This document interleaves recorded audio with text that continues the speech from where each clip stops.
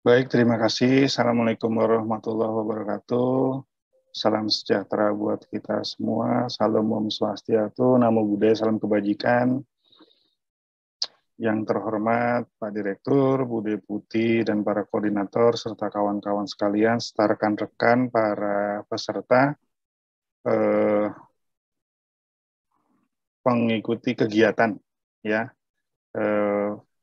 pengelolaan arsip statis di lingkungan Kearsipan Daerah 1, Indonesia Wilayah Timur. Apakah suara saya terdengar jelas, Bapak Ibu? Jelas, Pak. Ya, baik, terima kasih. Materi terakhir yang nantinya akan menjadikan Bapak Ibu sempurna menjadi seorang arsiparis, saya pikir adalah materi pamungkas yang nantinya bisa menjadi orientasi Bapak Ibu, kira-kira ilmu ini yang akan kita dapatkan. Gitu ya Bapak Ibu ya. Nah, saya rasa 2 hari yang lalu sudah mulai terbuka bagaimana Bapak Ibu sudah mengerti, kemudian Bapak Ibu coba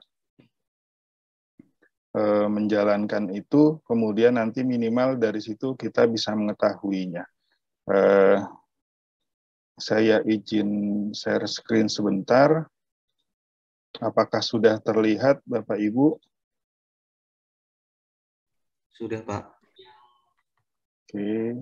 Nah, Bapak Ibu sekalian, nanti secara teknisnya monggo diatur oleh teman-teman rekan-rekan moderator, tapi kalau saya biasanya ketika ada yang penjelasan saya yang nggak nyambung atau penjelasan saya nggak ngerti, monggo silakan langsung ditanyakan saja, karena ini adalah materinya adalah materi pelayanan, dan saya yakin Bapak Ibu sudah sangat mengerti bagaimana melayani, karena sebelumnya Bapak Ibu sudah menjadi aparatur sipil negara atau pegawai negeri sipil yang tugas utamanya adalah melayani para stakeholder, gitu ya Bapak Ibu ya.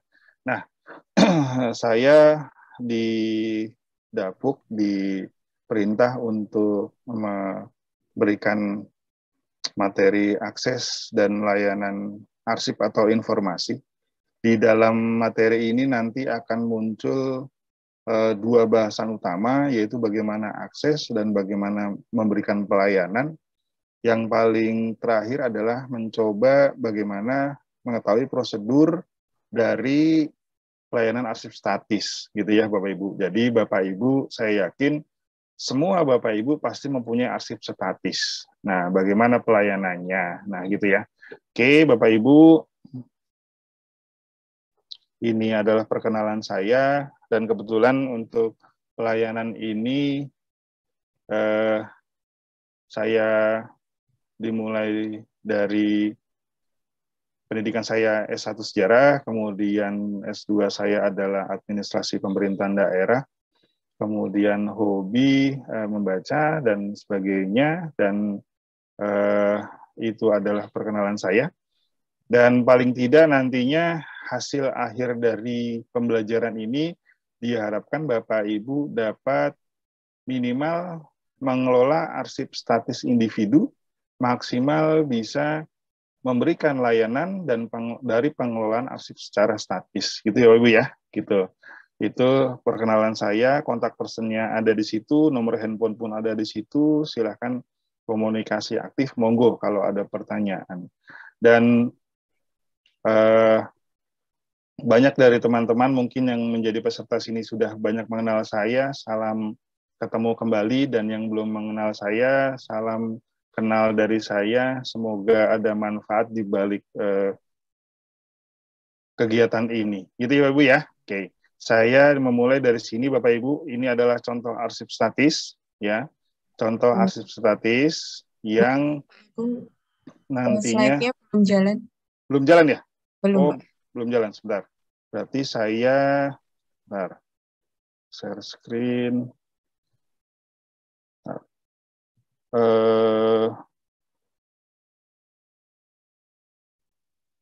Udah kelihatan? Ini, bentar. Sudah, Pak. Sudah terlihat, Pak. Bentar. Kayaknya nggak jalan juga nih, sebentar. Share screen.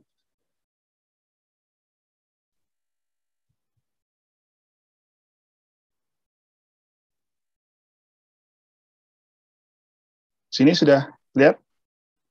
Terlihat di slide pertama. Oh, lihat slide pertama. Bentar, mungkin ada kesalahan itu dulu sebentar. Nah, ini slide 3. Bentar. Saya coba share screen aja ya, share screen. Oke. Ini sudah kelihatan?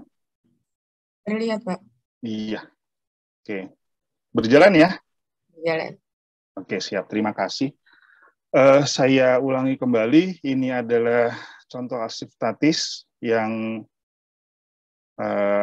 ada di Arsip Nasional, dan itu adalah bunyi maklumat yang diberikan oleh para penjajah. Dan fungsi pelayanan mengerti bagaimana inilah konsepnya, bagaimana arsip statis ini nanti dipergunakan, meskipun cara menggunakannya kadang-kadang bervariasi ya Bapak Ibu ya. Ini contoh dulu. Kemudian ini adalah contoh juga arsip statis. Jalan ya, slide saya ya. Oke. Jalan, Pak. Oke, terima kasih. Ini adalah contoh propaganda-propaganda yang dilakukan para pejuang-pejuang. Kemudian di samping kanan itu ada surat cinta dari salah satu kerajaan di Indonesia Timur, yang alhamdulillah masih kita bisa selamatkan dan masih bisa terbaca dengan jelas, gitu ya. Nah, ini adalah contoh arsip statis, foto, ya, foto. Kemudian ada dokumen-dokumen yang nantinya kurang lebih kisaran 1960-an ya, penyambutan, kemudian kegiatan rapat ganyang Malaysia, kemudian perangko-perangko, kurang lebih itu seperti itu. Nah, ini adalah contoh arsip statis juga, bagaimana ketika ini salah satu surat dari Papua, ya, keputusan Kabupaten Sorong yang menghasilkan pernyataan nomor sekian-sekian gitu ya intinya. Nah, ini adalah contoh arsip statis, pernyataan sikap dari teman-teman Papua, jadi ada wakil dari Papua gitu ya. Kemudian, nah ini adalah propaganda lagi, bagaimana pejuang-pejuang memberikan propaganda. Nah, Bapak Ibu sekalian, kurang lebih seperti ini yang saya berikan contoh, yang nantinya akan menjadikan memperluas wawasan Bapak Ibu, apa sih arsip statis itu gitu ya. Nah, bagaimana cara mengelolanya. Nah, kemudian kalau sudah tahu bagaimana arsip statis itu ada, nah Bapak Ibu coba bagaimana mengelolanya. Nah, saya hanya memberikan sentilan sedikit, persepsi sedikit. Kemarin-kemarin sudah diajarkan bagaimana cara mengelolanya. Saya cuma memberikan ini, bagaimana prinsip pengelolaan arsip, ya. Bagaimana ketika arsip itu dapat dikelola dengan benar, ya, dapat menyediakan arsip dengan benar kepada orang yang tepat, pada waktu yang cepat, dan biaya murah. Itu sebenarnya prinsip pengelolaan arsip. Dikaitkan dengan pelayanan arsip. Nah, fungsi ini nantinya Bapak Ibu akan kita pelajari hari ini. Gitu ya Bapak Ibu ya. Oke, kemudian ini kurang lebih ya Bapak Ibu. Nah, ini adalah bagaimana ketika Bapak Ibu menghadapi kebingungan-kebingungan dalam hal apa sih harus kita kerjakan, bagaimana yang harus kita lakukan, bagaimana fungsi etikanya, bagaimana prosedur pelayanannya, nanti kita bahas Bapak Ibu sekalian. Nah, Bapak Ibu, sambil kita berjalan, nanti saya lihat seperti ini. Nah, ini adalah fungsi layanan informasi, karena fungsi layanan informasi ini adalah salah satu unit yang bertugas memberikan pelayanan, ya, berupa informasi atau lainnya kepada peneliti atau pengunjung yang memerlukan data dari hasanah arsip yang dimiliki oleh suatu lembaga. Nah, ini adalah konsepsi dasar bagaimana kita memberikan aspek pelayanan informasi. Bagaimana ketika informasi itu. Kalau zaman sekarang ada namanya PPID, Bapak Ibu ya, PPID. Nah, ketika PPID itu muncul memberikan data-data, cuman data-data apa yang harus diberikan. Nah, seperti itu ya. Dapat diartikan bahwa layanan adalah membantu seseorang untuk mencari data-data dan kita harus mengetahui bagaimana konsep apa yang dilayaninya, gitu ya. Nah, itu seperti itu. Kemudian akses. Nah, akses itu bagaimana kita memberikan, ya. Nah, akses memiliki kewenangan biasanya itu pengguna mempunyai izin untuk meneliti menggunakan arsip. Jadi, arsip itu tidak bisa digunakan sembarangan. Kalau dia tidak tahu maksudnya, biasanya para pembeli layanan itu bingung mau arah kemana. Nah, izin itu berlaku pada siapa saja tergantung kapasitas menggunakan arsipnya. Dan dari sini ketahuan, Bapak Ibu, bagaimana arsip ini bisa berguna pada orang yang tepat di saat yang tepat, gitu ya. Nah, tidak semua orang dapat menggunakan arsip bila mana arsip mengandung unsur rahasia. Nanti unsur rahasia apa aja, nanti akan ada saya bahas. Nah, kemudian kemampuan menggunakan bahan arsip itu nggak semua orang bisa, ya. Kemampuan menggunakan bahan arsip tidak semua orang bisa. Makanya akses ini kalau dibilang adalah pada prinsipnya arsip bersifat terbuka, cuman nggak semua orang bisa menggunakan, tapi ada aturan dan syarat-syaratnya. Nah, ini layanan desa, ya. Bagaimana ketika tadi ada prinsip pelayanan informasi, kemudian kita memberikan jasa. Nah, jasa itu kita memberikan informasi mengenai arsip dari suatu lembaga untuk kepentingan penggunaan arsip. Biasanya digunakan fotokopi dan biasanya itu ada cap stempel bahwasanya ini digunakan atau berasal dari instansi A, instansi B gitu ya. Atau sifatnya adalah reproduksi atau duplikasi dan itu ada fungsi asalnya. Asalnya seperti apa gitu ya, Bu ya. Oke. Kemudian ini pelayanan penggunaan arsip, ini kurang lebih adalah ini caranya, kalau dilihat itu SOP-nya, adalah upaya proses secara sadar dan dilakukan secara terencana yang dilakukan oleh birokrasi untuk memberikan layanan.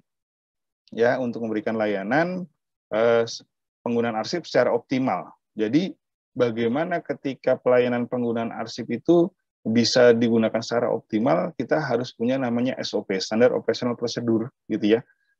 Apa yang mengizinkan, apa yang tidak mengizinkan, apa yang diperbolehkan, apa yang tidak diperbolehkan, itu nanti akan ada dari situ. Itu ya Bapak Ibu ya. Kemudian pengguna, nah pengguna itu ada dua Bapak Ibu, pengguna itu ada internal, yaitu pegawai di lingkungan kerja, biasanya itu adalah sistem kerja, kemudian berkas kerja, kemudian menjadi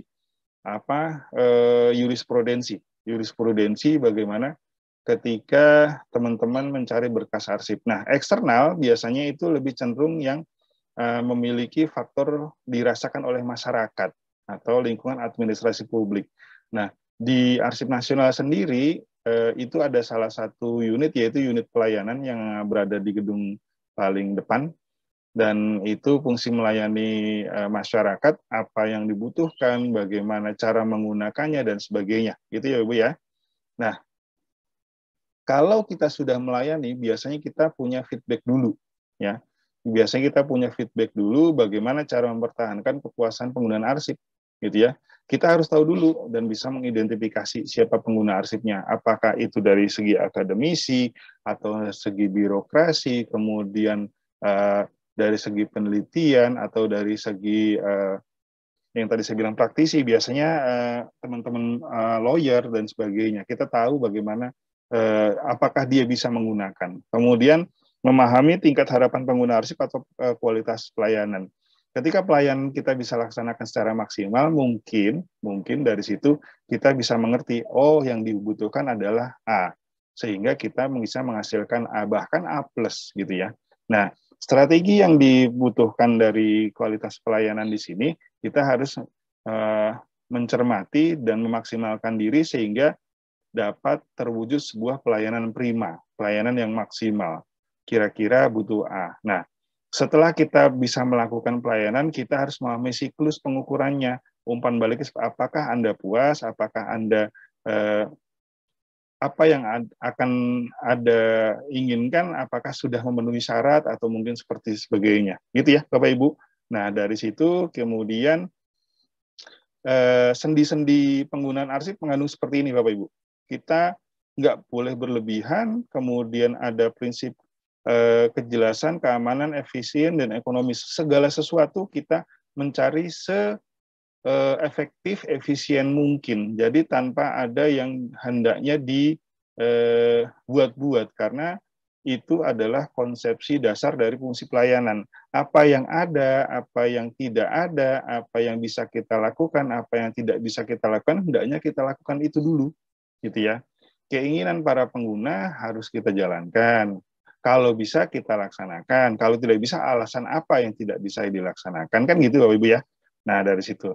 Nah, inilah fungsinya. Terakhir, ya, makanya saya bilang terakhir, kalau fungsi pelayanan kita harus melihat ketepatan waktu, karena biasanya teman-teman, masyarakat, administrasi publik kadang-kadang melihat, oh ada kekurang transparansi dalam ketepatan waktu. Nah, dari situ kita harus melihat bagaimana konsepsi ini harus diletakkan, konsepsi ini harus dicari, dan sebagainya. Saya pikir di 2 hari yang lalu, Bapak Ibu sudah diberitahu bagaimana memberikan cara pengelolaan arsip ketika itu arsip dapat mudah ditemukan kembali, gitu ya, dapat mudah ditemukan kembali. Nah, mungkin Bapak Ibu dari sini sudah mengerti maksudnya dari proses pelayanan. Nah, ini kenapa saya mengutip bagaimana proses ketika pelayanan itu berada dalam proses satu pintu, gitu ya. Nah, itu adalah gambarannya. Gambarannya segala sesuatu bisa kita mudahkan. Pertama adalah kalau segala sesuatu bisa satu pintu, tindakan pengawasan keluar masuk arsip di layanan arsip dapat diketahui, gitu ya. Kemudian antisipasi arsip yang akan dibawa dari satu tempat kita bisa kontrol, gitu ya. Itu konsepnya. Kemudian dapat mengetahui secara pasti mengenai keluar arsipnya file. Nah, dari situ kita tahu, oh sebenarnya ini sudah keluar, ini sedang digunakan, ini sedang dalam proses perbaikan, ini sedang dalam proses misalnya fumigasi dan sebagainya. Itu kita tahu. Jadi kontrol kita lebih terjaga. Ada lagi adalah proses penyimpanannya, kita mudah untuk monitor, mudah untuk diawasi pemakaiannya. Kemudian arsip itu kapan digunakan, frekuensinya semakin banyak atau semakin sedikit itu ketahuan, gitu ya. Karena ada proses kontrol satu pintu. Nah, kemudian kita yang paling penting adalah mengetahui siapa saja menggunakan arsip-arsip tersebut. Kan enaknya gitu, kalau proses satu pintu. Gitu Bapak Ibu ya. Nah, itu adalah konsepsi pelayanan satu pintu. Yang paling terakhir adalah bagaimana bisa mengembalikan arsip yang sudah digunakan kepada posisi semula, agar konsepsi pemikiran arsip itu dalam sisi pelayanan ketika diambil pada tempat asal dikembalikan pada tempat asalnya. Jangan sampai tercecer pada tempat yang lain. Itu konsepsi pelayanan.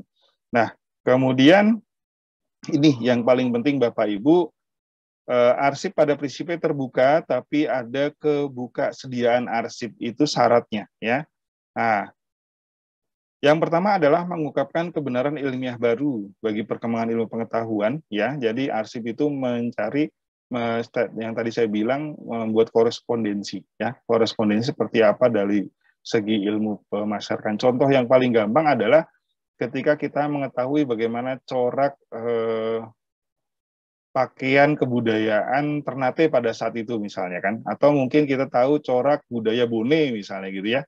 Dan budaya itu bisa kita ambil dari sisi pakaian, sisi tata cara makan, sisi tata cara penghormatan orang tua, banyak sisi hal yang harus kita coba cermati. Makanya pembukaan itu ilmu pengetahuan. Nah, tergantung kebijakan masing-masing instansi pencipta. Itu adalah konsepsi dasar bagaimana boleh nggak ini terbuka. Kalau nggak boleh ya alasannya apa.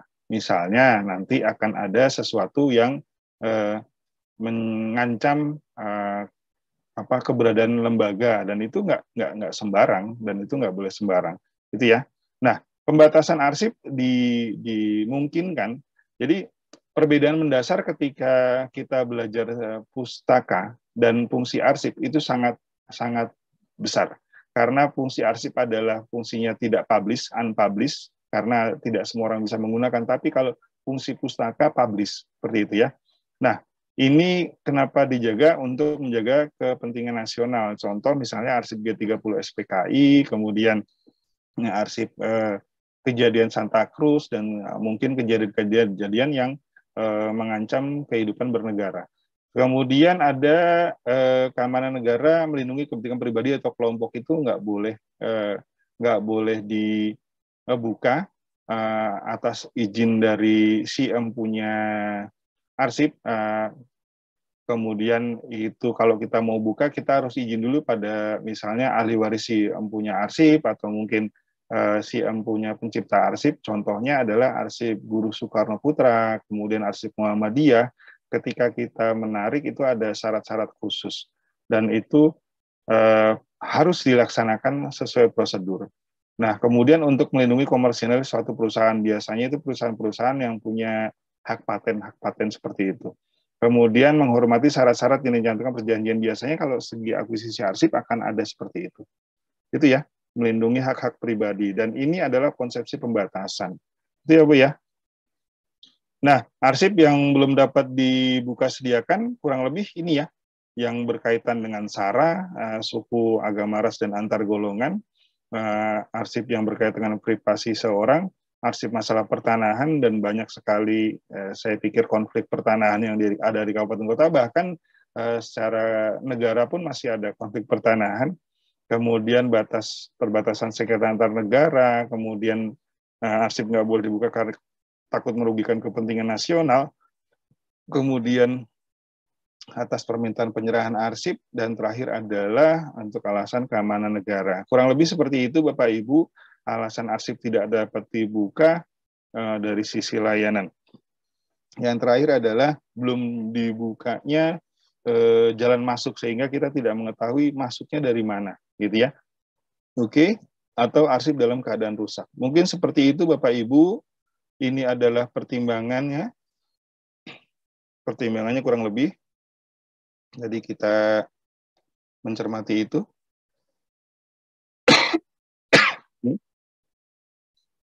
Ini pertimbangannya adalah arsip berisi informasi militer itu nggak boleh dibuka secara umum, ya. Terus kemudian arsip yang berkenaan dengan kebijakan luar negeri itu biasanya menentukan hubungan suatu pemerintah dengan pemerintah yang lain dalam kurun waktu yang lama, itu arsip luar negeri. Kemudian ada arsip yang berkenaan dengan urusan perdagangan atau informasi finansial, dan itu nggak boleh dibuka. Terus kemudian arsip yang berkenaan dengan pribadi, menyangkut laporan penyelidikan suatu kriminal. Bahkan di arsip nasional pernah mengakuisisi arsip tentang penyelidikan KPK, kemudian korupsi. Makanya di arsip nasional dibentuk Pusat Studi Korupsi Nasional, seperti itu ya. Nah, dari situ. Oke. Hambatan dalam akses, biasanya hambatannya seperti ini Bapak Ibu. Ini mohon dicermati. Pengguna arsip tidak membawa izin. Kadang-kadang asal datang ke arsip nasional, kemudian untuk meminta, tolong saya meminta izin ini, padahal dia tidak ada izin. Nah, itu nggak boleh, harus ada izin Bapak Ibu. Terus kemudian pengguna arsip belum memahami peraturan-peraturan yang ada di mana? Di unit layanan, sehingga bingung dia mau ngapain. Terus kemudian sumber daya manusia atau reader konsultannya belum sepenuhnya memahami maksud dari pelayanan. Kadang-kadang mereka nggak ngerti apa yang harus dilayani, apa yang harus itu. Nah, sehingga mengakibatkan sering terjadi kesalahpahaman antara petugas dan pengguna. Makanya para pengguna layanan akses arsip paling tidak mengutarakan maksud saya A, B, C, D, E gitu kan. Kadang-kadang membuat ada proposal dan sebagainya. Jadi ngerti maksudnya seperti apa gitu ya. Terus kemudian kurang adanya kerjasama koordinasi yang baik antara petugas. Jadi kadang-kadang petugas mintanya A, dikasihnya B, karena alasannya ini tidak ditemukan. Padahal secara langsung isi dari katalognya yang ada di pelayanan mengutarakan ini. Nggak taunya mungkin penempatan pengembalian arsip yang sudah disimpan biasanya kurang, atau mungkin tidak jelas, ya, atau mungkin salah penempatannya, mungkin seperti itu. Terakhir adalah ruangan membaca arsip yang kurang memadai. Kadang-kadang efektivitas dan efisiensi penggunaan arsip. Kenapa dibilang kurang memadai? Kadang-kadang mereka tidak ada fungsi. Kalau sekarang kan fungsi zaman cepat ada mungkin micro reader, terus kemudian ada lagi meja baca, terus kemudian ada lagi colokan tuh misalnya steker untuk laptop atau untuk apa, sehingga dia memudahkan untuk memberikan service excellent atau layanan prima kepada para penggunanya. Gitu. Nah, kemudian yang tadi saya bilang belum adanya akses masuk, meskipun dari si pengguna layanan itu sudah mengerti, tapi kadang-kadang hendaknya masuknya dari sini loh. Nah, kemudian hendaknya ada masuknya dari sana loh. Nah, jadi ketahuan.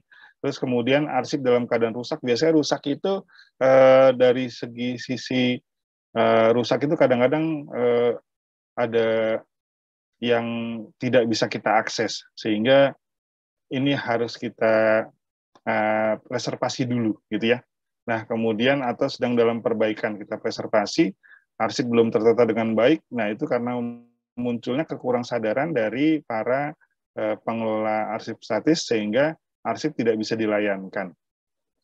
Nah, yang paling utama dan paling memilukan adalah petugas lupa menaruh arsip yang sudah dipinjam, sehingga di situ kita bingung lagi mau ngambilnya, gitu ya, sehingga menyulitkan orang-orang yang membutuhkan arsip tersebut. Kemudian kadang-kadang arsip kan bentuknya dalam satu berkas, satu fonts, kadang-kadang dia lepas, atau mungkin ada pengguna arsip yang mohon maaf secara tidak sengaja dia mensobek atau mungkin mengambil dalam itu dari sisi, mungkin ini ada sisi kriminalnya dari arsip statis. Jadi mengambil karena dia merasa ini penting, gitu ya. Oke. Kemudian belum ada formulir peminjaman arsip yang baku, sehingga macam-macam yang diinginkan, gitu ya, Bapak Ibu.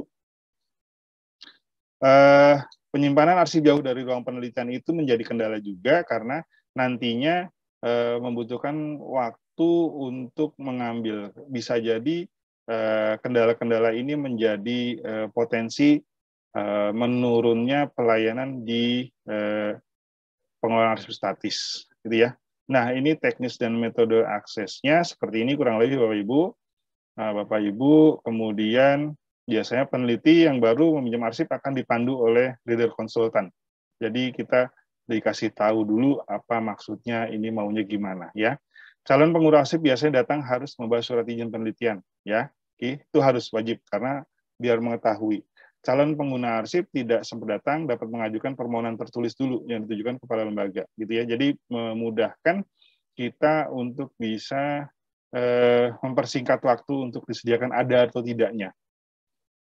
Terus kemudian calon pengguna arsip yang ingin memperoleh jasa bisa mengkomunikasikan dulu bagaimana saya mau datang, gitu ya. Saya mau izin mau minjam ini untuk kita baca.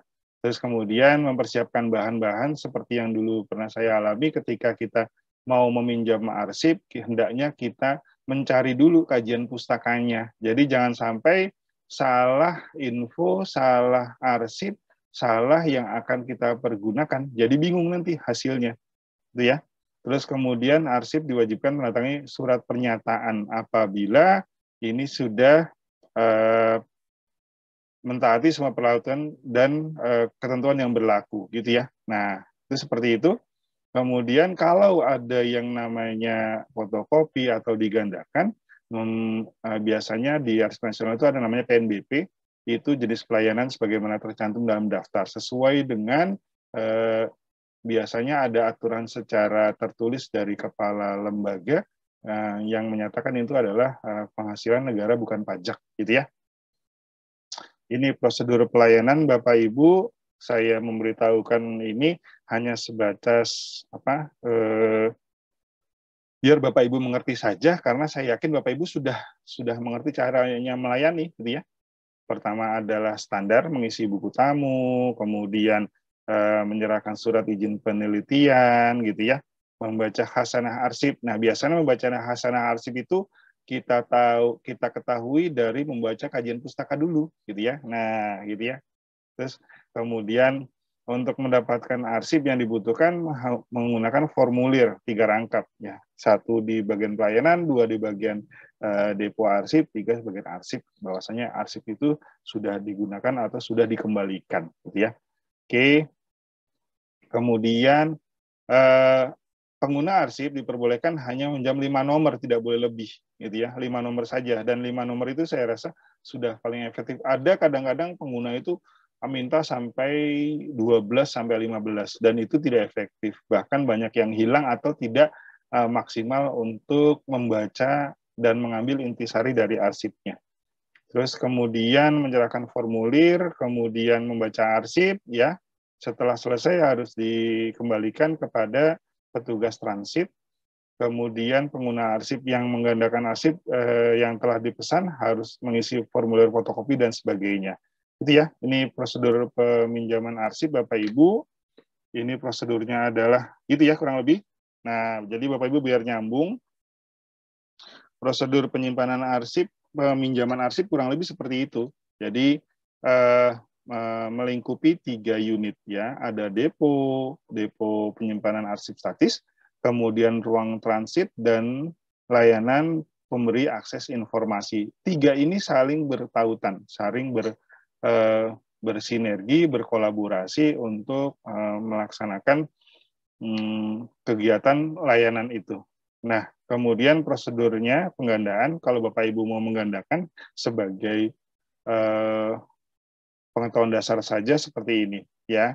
Jadi dari pengguna arsip dibantu oleh reader konsultan, kemudian menghubungi fotokopi setelah mengisi formulir penggandaan. Nah, gitu ya Bapak Ibu. Jadi segala sesuatu secara SOP-nya sudah jelas sehingga kegiatan layanan arsip ini menjadi hal-hal yang sangat dibutuhkan. Mungkin Bapak Ibu seperti itu. Nah, ini adalah bagaimana cara mendukung layanan informasi dengan baik. Pertama gini Bapak Ibu. Bapak Ibu harus punya kebijakan pengorganisasian. Itu penting karena dari sini kita melihat adanya semacam eksistensi. Kemudian SDM kearsipan yang memadai sehingga dapat melaksanakan layanan yang baik dan terpercaya. Gitu ya. Kemudian kode etik, nanti saya coba memberikan layanan sebagai bagaimana etika layanan. Kemudian sarana dan prasarana harus memadai sehingga bisa memaksimalkan proses layanan prima. Kemudian sosialisasi fungsi. Nah, pentingnya sosialisasi ini nantinya akan menjadikan hasil akhirnya atau outcome-nya itu seperti apa. Sehingga kita membutuhkan namanya feedback dari kawan-kawan yang lain. Ini kurang lebih cara mendukung informasi, Bapak Ibu. Nah, Bapak Ibu, kalau misalnya ke Arsip Nasional, ini adalah formatnya. Bagaimana caranya surat perjanjian itu kita lihat, persyaratan berlaku, kemudian ketentuannya, menyebutkan, dan sebagainya. Dan ini mungkin Bapak Ibu sangat dibutuhkan ketika kita nanti menjadi petugas layanan arsip statis gitu ya. Jadi pentingnya ada surat perjanjian itu, mentaati nanti meminimalisir terjadinya hal-hal yang tidak diinginkan. Makanya kita bukan seperti itu. Mungkin Bapak Ibu atau Bu Moderator mau dibuka sesi tanya jawab dulu atau mungkin kita habiskan dulu untuk tanya jawab biar kita juga ada feedback dari teman-teman. Silakan Bu Moderator. Baik Pak, untuk sesi pertanyaan kita buat di akhir materi supaya materinya bisa tersampaikan terlebih dahulu. Siap, terima kasih atas infonya. Baik Bapak Ibu, sesuai dengan arahan Ibu MC, moderator, saya selesaikan dulu materinya, karena ini saya materi pelayanan, saya pikir Bapak Ibu sudah mengerti, tapi sesuai arahan, makanya kita lanjutkan. Nah, ini adalah masuk ke dalam ranah arsip statisnya. Nah, kita lebih menukik pada layanan arsip statisnya. Karena fungsi Bapak Ibu sudah mengetahui bagaimana prosedur pelayanan, kemudian bagaimana mengetahui trik dan tata caranya, kemudian kita lanjutkan bagaimana pelayanan arsip statisnya. Kita lanjutkan dari ini. Ya, Bapak Ibu harus mengetahui ini dulu. Karena bagaimana ketika pelayanan harus dimulai dari akses, ya. Kondisi lembaga kearsipan dapat melakukan pembatasan akses, dan ini penting, ya. Penting karena Bapak Ibu yang datang ke Arsip Nasional belum tentu dapat, ya. Kalau kondisi fisiknya seperti ini belum tentu, karena arsip rusak atau arsip dalam proses penilaian atau pembuatan jalan masuk itu nggak akan mungkin bisa terakses. Dan ini adalah alasan fisik.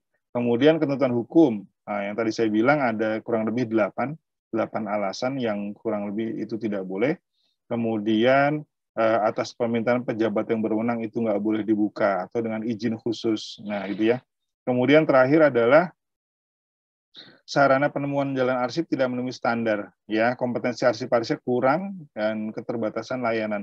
Ini adalah konsepsi dasar dari akses, sehingga kalau kita berpikiran ketika kita melayani harus ada, kita harus lihat dulu apakah itu kondisinya bisa terakseskan, bisa terlayankan, atau mungkin tidak bisa. Kita harus mengetahui itu dulu ya, Bu, ya.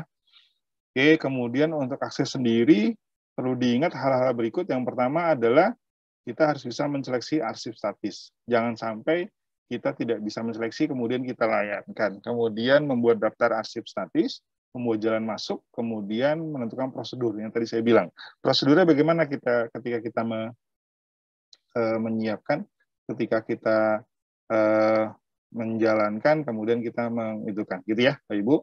Kemudian pelayanan arsip statis, pelayanannya seperti apa? Dalam memberikan pelayanan harus memperhatikan prinsip pelayanan, ya, tidak bertentangan dengan ketentuan-ketentuan. Kemudian kita melayani harus netral, Bapak Ibu, tidak boleh memihak, ya. Dan yang paling utama dalam melayani tidak boleh berprasangka buruk. Dia mau menggunakan untuk ini, tapi kita melayani ya sudah sesuai dengan ketentuan yang ada. Menyediakan fasilitas yang memadai, gitu ya.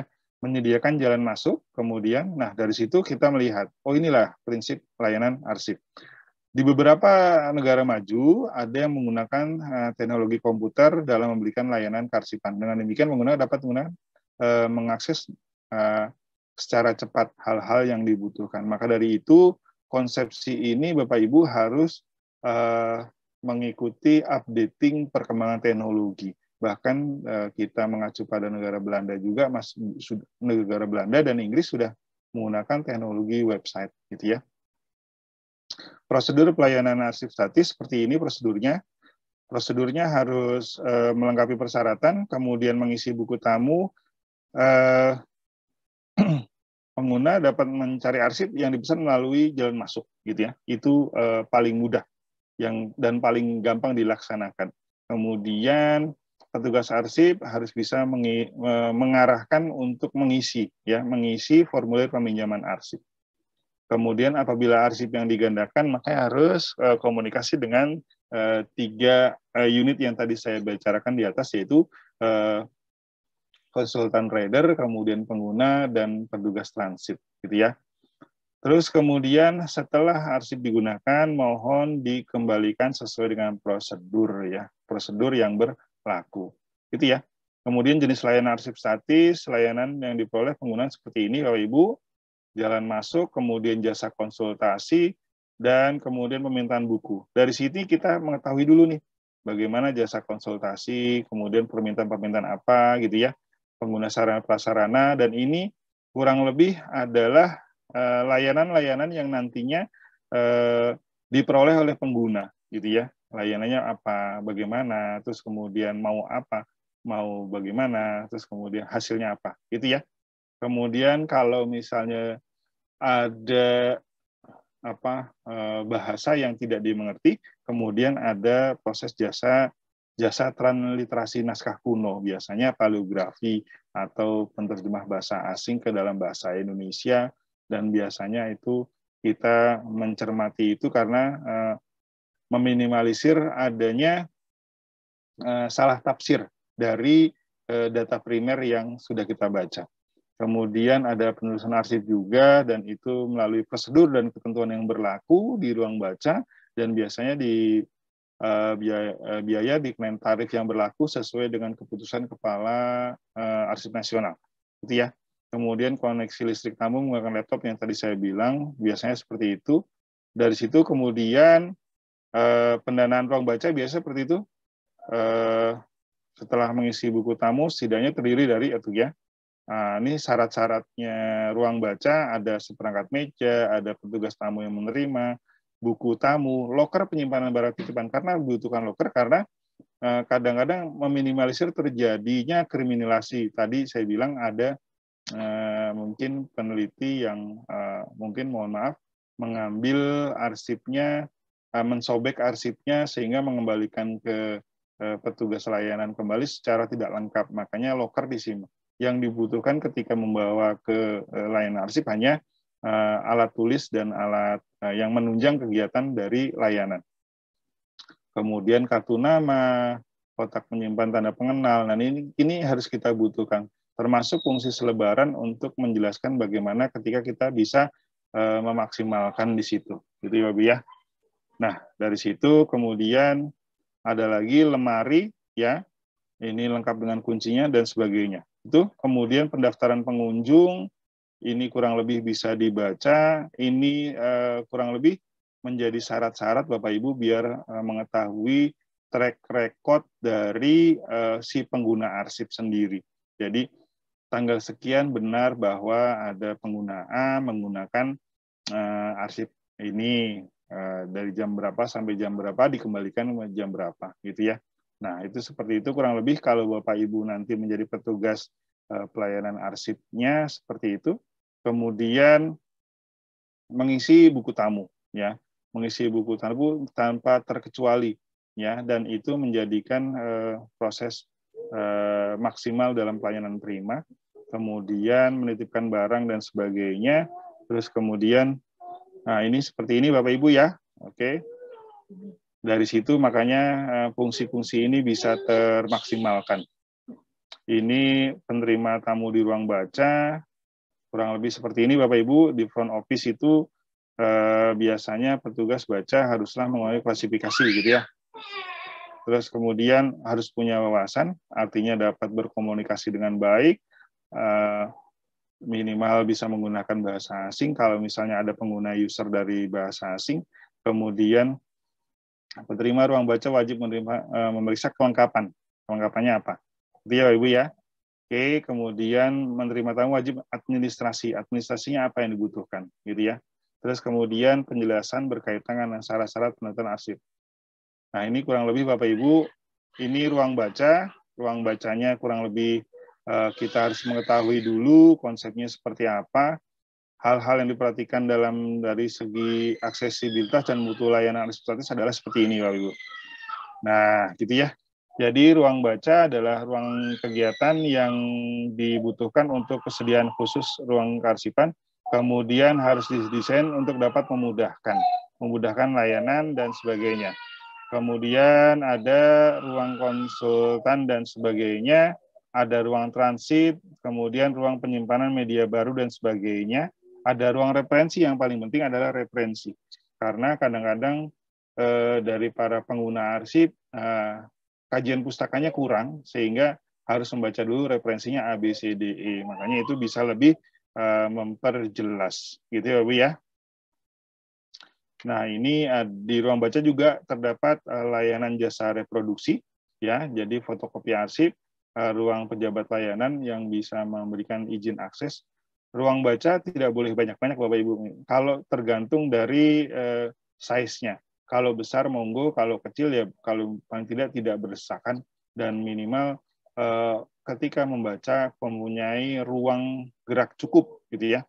Nah, standarnya biasanya ruang baca punya A, B, C, D, E, ini bisa dibaca, jadi biar nyaman gitu ya. Nah, mungkin hal-hal terakhir di sini yang saya berikan adalah etika pelayanan. Bapak Ibu harus mengetahui dulu bagaimana etika memberikan pelayanan. Etikanya harus seperti ini Bapak Ibu. Bapak Ibu harus mengerti tatanan asas moral, perilaku tatanan yang berlaku, kemudian bagaimana kita mengetahui perilaku orang. Karena biasanya pelayanan itu menghadapi berbagai macam tipe orang, sehingga kita harus mengetahui dulu etikanya. Prinsip etikanya pertama adalah kita tidak boleh harus berprinsip otonom, kemudian bertanggung jawab, kita harus jujur untuk mempertahankan kepercayaan, tidak boleh berbuat jahat, prinsipnya adalah kita berbuat baik sama orang, prinsip berkeadilan, harus adil, jangan tidak netral. Terakhir, memperlakukan sesuai dengan haknya yang dibutuhkan. Yang paling utama adalah kita bisa menghormati orang lain, memanusiakan orang, dan hal-hal sebagainya. Etika pelayanan, penggunaan arsip, memenuhi tata tertib, kemudian bagi pengguna arsip yang jauh dari arsip nasional dapat mengajukan permohonan tertulis kepada lembaga kearsipan dulu, sehingga mengetahui apakah itu arsip ada di arsip nasional atau tidak, atau kemungkinan pengguna layanan tidak boleh membuat gaduh ribut di ruang layanan karena mengganggu para pengguna arsip yang lain, gitu ya. Kemudian permintaan arsip dapat dilayani secepat mungkin dengan tersedia jalan masuk yang ada. Itu caranya. Kemudian arsip yang dibatasi sudah jelas. Tidak diperbolehkan membawa makanan dan minuman dalam ruang baca karena nanti ditakutkan kalau bawa makanan dan minuman akan mengotori arsip dan menambah menambah umur arsip menjadi cepat rusak, jadi tidak bisa dibaca. Kemudian semua pengguna arsip wajib menandatangani pernyataan, gitu ya. Nah, itu seperti itu kurang lebih Bapak Ibu. Ini langkah-langkah yang ditempuh dalam memberikan pelayanan yang bermutu. Pertama, kita harus menyambut arsip dengan senyum. Kalau dibilang adalah salam sapa tegur, gitu ya. Terus kemudian menghargai, menghormati arsip, tanyakan apa yang akan kita lakukan untuk membantu pengguna arsip, biar kita tahu maksudnya. Kalau kita tidak tahu maksudnya, kita akan salah mengarahkan. Kemudian dengarkan dan perhatikan pengguna arsip, maksud dan tujuannya apa. Kemudian bantu layani pengguna arsip semaksimal mungkin, sebisa mungkin, seefektif mungkin. Makanya pengguna layanan arsip harus mempunyai wawasan yang luas, gitu, wawasan yang mengerti bagaimana seperti itu. Dan undang pengguna arsip yang bersedia untuk mempergunakan jasa pada lain kesempatan, sehingga suatu saat mereka membutuhkan, pasti mereka akan melihat, oh di sini ada, oh di sini baik pelayanannya, oh di sini maksimal, insya Allah akan bisa terlayani. Mungkin seperti itu Bapak Ibu. Ini bagaimana kita mencari solusi ketika ada pengguna arsip yang berperilaku misalnya tidak baik. Kita harus memberikan secara interpersonalnya harus baik, tetap dengan hal-hal yang maksimal, jangan sampai mereka membuat tersinggung, terus kemudian dengarkan sikap secara simpati. Jadi cara fakta yang terkait permasalahan penggunaan arsipnya juga, terus kemudian apabila tindakan memecahkan masalah penggunaan arsip. Kadang-kadang banyak sekali yang tadi saya bilang, datang ke arsip nasional, dia kurang memahami kajian pustaka, sehingga mereka nggak ngerti, oh maksudnya A, maksudnya B, maksudnya C, akhirnya mereka bingung. Makanya kadang-kadang namanya setiap orang punya dialek masing-masing, kadang-kadang mereka emosi, makanya kita memberikan permasalahan sesuai pengguna arsip. Nah, kemudian yang paling mudah terakhir adalah giringlah insiden tersebut pada penyelesaian yang ramah. Jadi mencari win-win solution, mencari efektivitas dan efisiensi, bagaimana jangan sampai mengganggu orang di sekitarnya. Itu ya Ibu ya. Ini menghadapi keluhan pelanggan, Bapak Ibu harus siap untuk dapat kritik konstruktif, gitu ya. Cari sambutan, terimalah keluhan, kemudian ikut sertakan pimpinan secara aktif untuk menyelesaikan penggunaan arsip, kemungkinan menciptakan arsip, klasifikasi keluhan, gitu ya. Jadi paling tidak sistem ini dapat menyimpan dan mengklasifikasi. Tetapkan saran, jadi dan ini sangat dibutuhkan ketika kita mau menjadi seorang atau lembaga yang lebih maju. Jadi keluhan-keluhan ini kita harus kelola, kita harus perbaiki, kita harus memaksimalkan agar pengguna layanan ini dapat dilayani dengan baik. Terakhir, belajar mempersiapkan diri dari keluhan. Paling tidak, kita harus mengerti dulu bagaimana sih keluhan-keluhan itu timbul, apakah ada yang kurang efektif, ada yang tidak maksimal dari situ, makanya kita mencoba mencermati itu. Mungkin seperti itu Bu moderator, tampilan dan materi paparan saya lebih mengeksplor pada kegiatan tanya jawab nanti, biar Bapak Ibu bisa maksimal menjadi arsiparis dalam hal ini fungsi setelah penyetaraan, biar mengerti dulu apa yang Bapak Ibu tangkap dari materi saya dan materi Mbak Dwinta. Nanti kita coba lebih eksplor ke tanya jawab. Sekian, saya kembalikan ke Bu MC. Monggo Bu Indah.